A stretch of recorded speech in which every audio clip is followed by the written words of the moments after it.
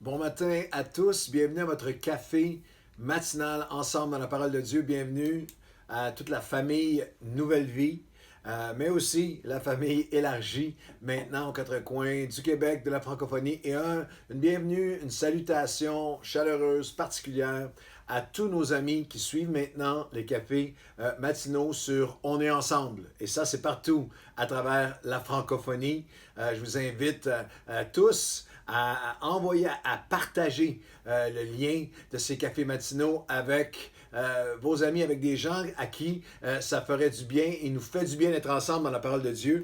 Et en ce moment, nous prions avec Jésus, nous prions les prières de Jésus. Les disciples ont demandé à Jésus, Seigneur, enseigne-nous comment prier. Il leur a donné un canevas, un enseignement, mais par la suite, à travers son vécu, à travers comment il priait lui-même, il a non seulement donné une instruction, mais il a incarné la prière qui est. Et nous regardons à une des plus extraordinaires prières de Jésus, c'est ce qu'on a appelé la prière sacerdotale, c'est dans Jean chapitre 16, chapitre 17, c'est la prière ultime, juste avant que Jésus puisse, que le tourbillon commence vers l'accomplissement des plans parfaits de Dieu, de la rédemption de l'humanité, crucifixion, sa mort, sa résurrection, la naissance de l'Église, et il y a des prières qu'il a priées, et on trouve notre thème dans Jean chapitre 17, et au verset 1, après avoir ainsi parlé, Jésus leva les yeux vers le ciel. C'est notre thème,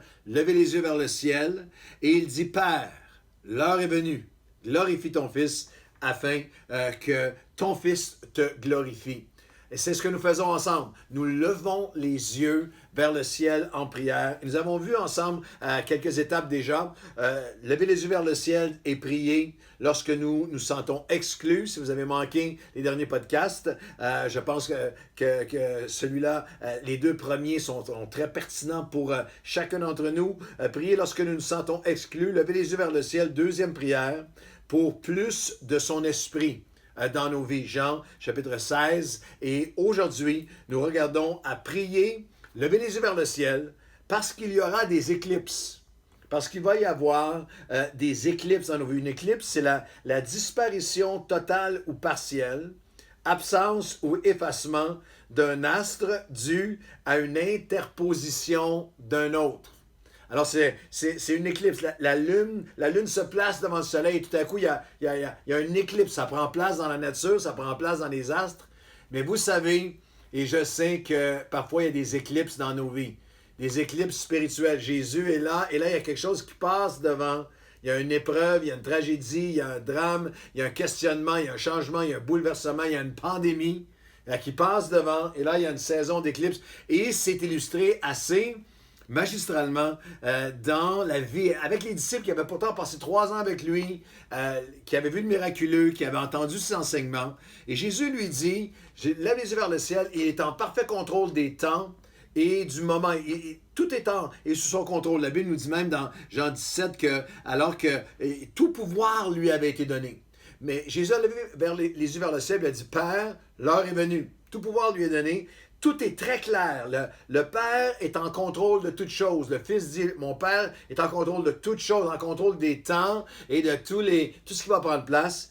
Mais pour les disciples, c'est un peu plus confus. Il y a une éclipse. Et on la voit alors que dans Jean chapitre 16, Jésus leur annonce. Encore, Jean chapitre 16 et le verset 16, et on va lire les versets suivants. Jésus leur dit, encore un peu de temps et vous ne me verrez plus.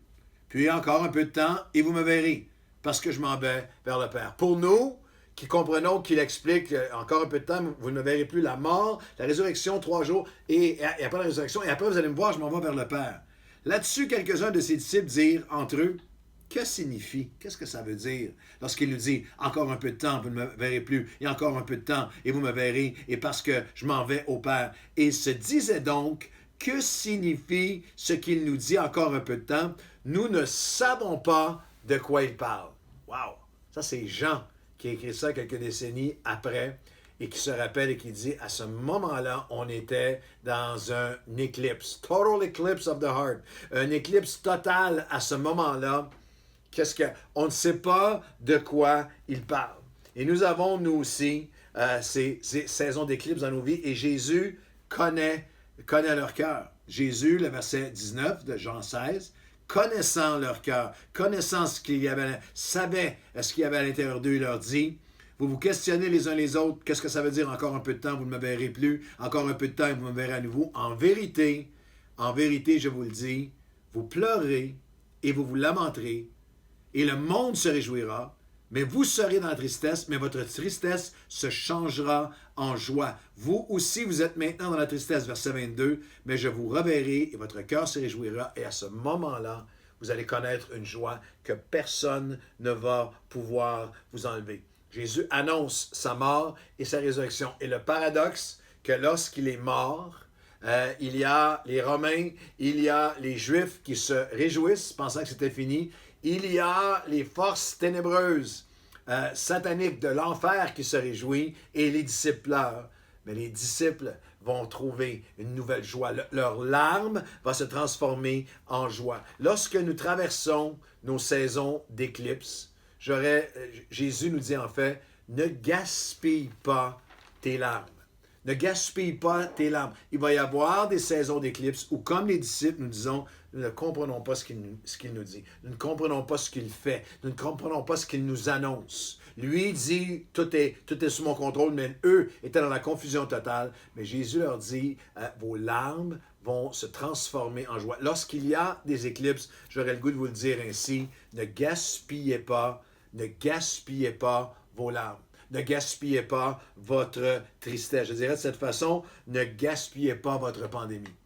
Que pendant cette saison-là, le psaume 126 nous dit ces mots. Psaume 126 qui est versets 5 et 6, même peut-être un petit peu plus tôt. Quand l'Éternel ramena nos captifs, nous étions comme ceux qui font un rêve. On regarde le psaume en entier, c'est un court psaume de 6 versets. Alors on disait parmi les nations, Dieu a fait pour eux de grandes choses. Nous sommes dans la joie. Mais regardez ce qui a précédé. Éternel, ramène nos captifs. Celui qui sème avec larmes moissonnera avec des chants d'allégresse. Celui qui marche en pleurant alors qu'il porte la semence reviendra avec allégresse quand il portera les gerbes. C'est ce que Jésus a dit. Vous allez avoir une tristesse, mais elle va se transformer en joie. Et là, il y a deux implications importantes. Dans l'enseignement de Jésus, lorsqu'on vit des éclipses qui produisent des larmes, qui produisent tristesse, deuil, trahison, rejet, anxiété, échec, il y a deux implications importantes que Jésus enseigne, qui sont soulignées, qui sont élaborées dans le psaume 126.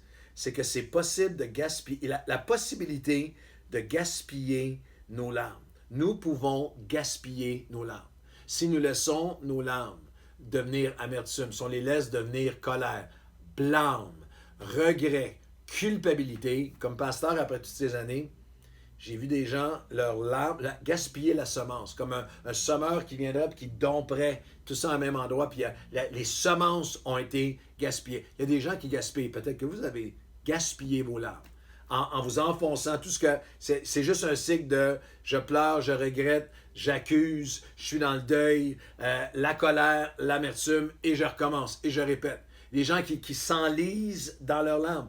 Le psaume nous enseigne qu'il est possible la possibilité de gaspiller nos larmes. Que vous sortiez de la pandémie ayant rien appris, ayant rien grandi en rien.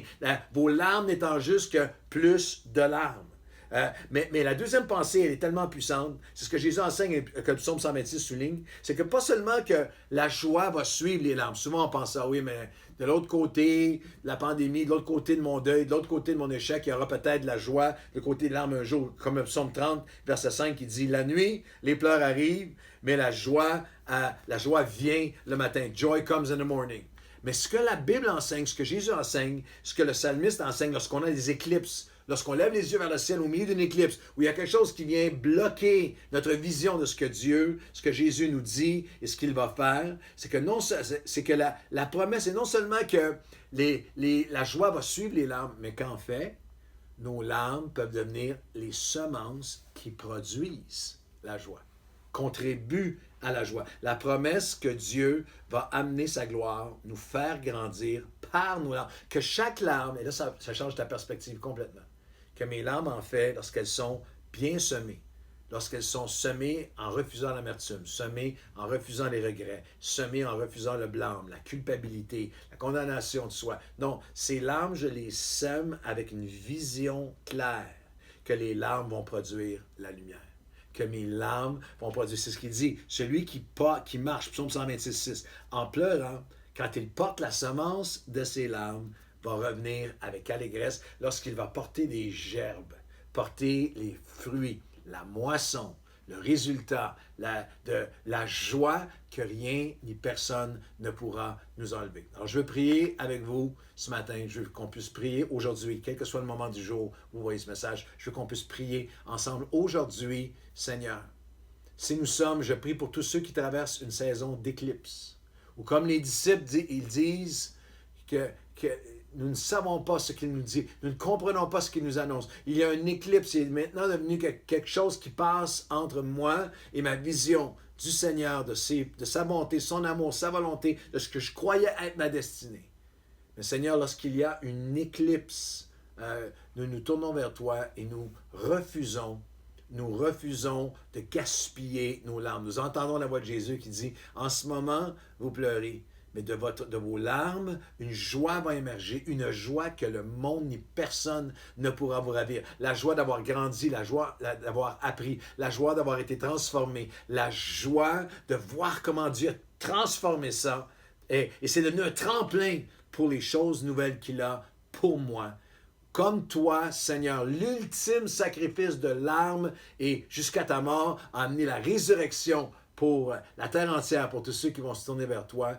Nous refusons de gaspiller nos larmes. Nous les semons dans la foi, nous les semons dans le pardon, nous les semons dans la repentance, nous les semons dans la confiance, nous les semons dans le sacrifice de louange. Et nous croyons que non seulement la joie va suivre les larmes, que les larmes vont être suivies par la joie. Non, que nos larmes sont des semences, déjà, qui vont produire une saison de joie dans nos vies. Lorsqu'il y a des éclipses, nous allons aujourd'hui lever nos yeux vers le ciel, au nom de Jésus. Amen et Amen. Je vous souhaite une bonne journée à tous et à demain.